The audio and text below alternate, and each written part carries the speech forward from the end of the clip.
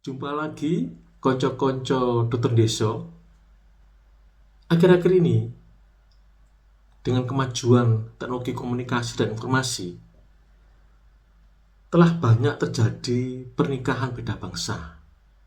Di Indonesia kita pernah dengar ada pemuda dari Magelang yang menikah dengan gadis dari Rusia. Ada juga pemuda dari Semarang yang menikah dengan gadis dari Jerman dan sebagainya.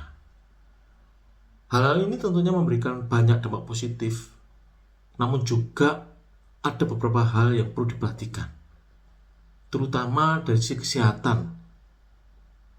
Jika pasangan ini serius untuk menikah dan ingin segera punya anak, apa itu yang perlu diperhatikan?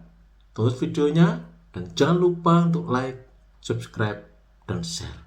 Oke, stay tune.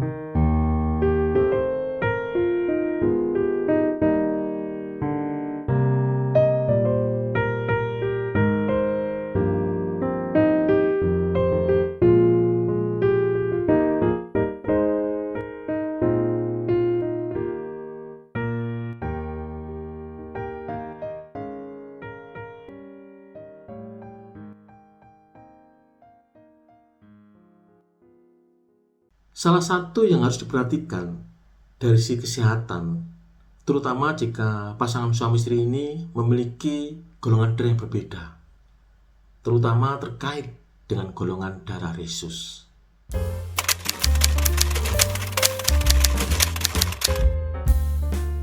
Kita sudah mengenal sistem penggolongan pada golongan darah.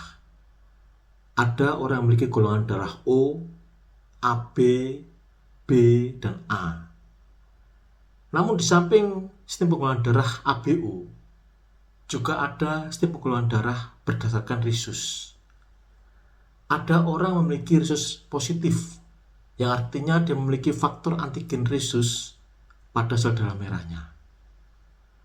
Namun ada juga orang yang memiliki resus negatif, yang artinya dia tidak memiliki faktor antigen resus dalam sel darah merahnya.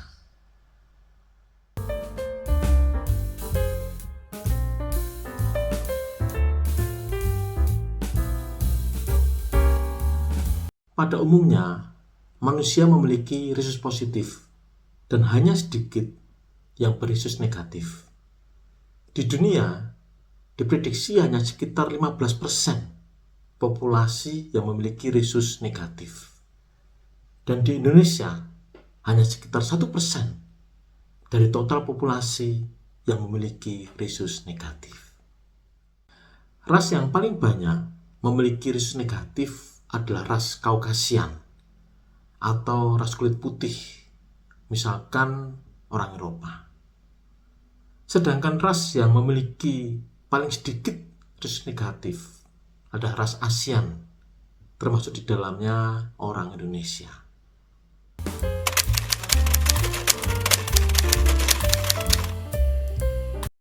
Permasalahan akan bisa timbul jika seorang wanita berkulit putih yang beresus negatif menikah dengan orang Indonesia yang beresus positif dan kemudian wanita itu hamil.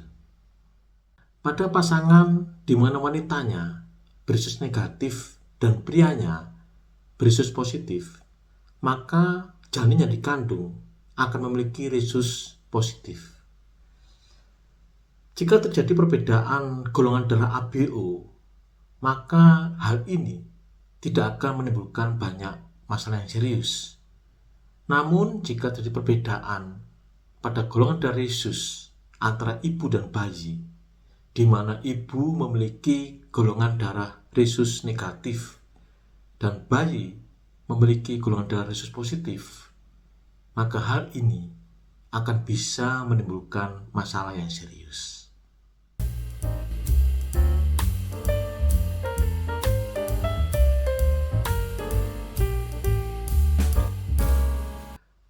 Kehamilan pertama pada ibu yang berisus negatif yang mengandung bayi berisus positif, jika semua lancar, biasanya tidak ada masalah. Dikarenakan kontak perdana ibu dengan bayi hanya terjadi pada saat ibu melahirkan, sehingga antibodi terhadap berisus positif yang dimiliki bayi hanya terbentuk setelah bayi dilahirkan. Hal ini berbeda pada ibu hamil berisus negatif pada kehamilan kedua, atau jika kehamilan yang pertama bermasalah. Misalkan terjadi perdarahan pada saat hamil muda, atau perdarahan pada trimester kedua kehamilan. Hal ini akan menyebabkan kontak antara peredaran darah ibu dan peredaran darah bayi. Dan kemudian ibu akan membentuk antibodi terhadap berisus positif yang dimiliki bayi. Antibodi yang terbentuk ini akan bisa menyerang sel darah merah bayi dan menyebabkan anemia berat pada bayi dalam kandungan. Kondisi anemia berat atau kekurangan sel darah merah yang berat pada janin dalam kandungan sebagai akibat dari antibodi ibu yang menyerang dan merusak sel darah merah janin. Dalam istilah medisnya disebut dengan erythroblastoses fetalis.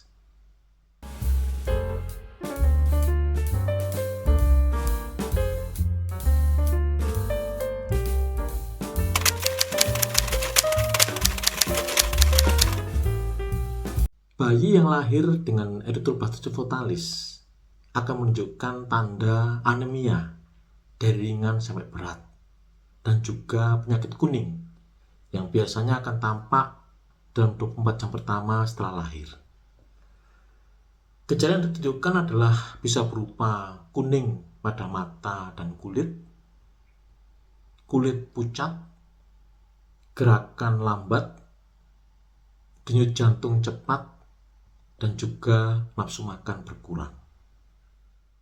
Pada kasus yang berat, bayi bisa menunjukkan tanda-tanda pembengkakan yang menyeluruh, yang dalam istilah medisnya disebut dengan hidrofetalis, yang meliputi pembengkakan seluruh badan, kemudian juga penumpukan cairan pada perut bayi, dan penumpukan cairan di antara jantung dan paru bayi, dan juga bisa menyebabkan kematian bayi dalam kandungan.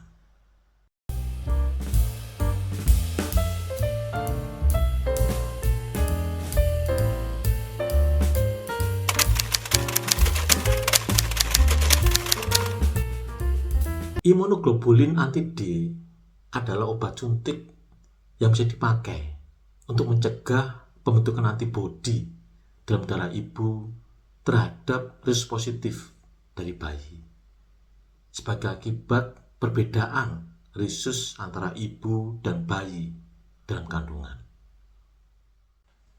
Dengan tidak terbentuknya antibodi pada peredaran darah ibu, maka hal ini dapat mencegah terjadinya kerusakan pada sel darah merah bayi dan mencegah terjadinya anemia berat pada bayi dalam kandungan. Obat imunoglobulin anti-D ini diberikan 2 kali saat hamil, yaitu saat usia kehamilan 28-30 minggu dan saat 0-72 jam setelah ibu melahirkan. Namun, jika ibu mengalami perdarahan saat kehamilan dan diduga terjadi kontak antara peredaran darah ibu dan bayi, maka obat ini bisa diberikan dengan lebih sering.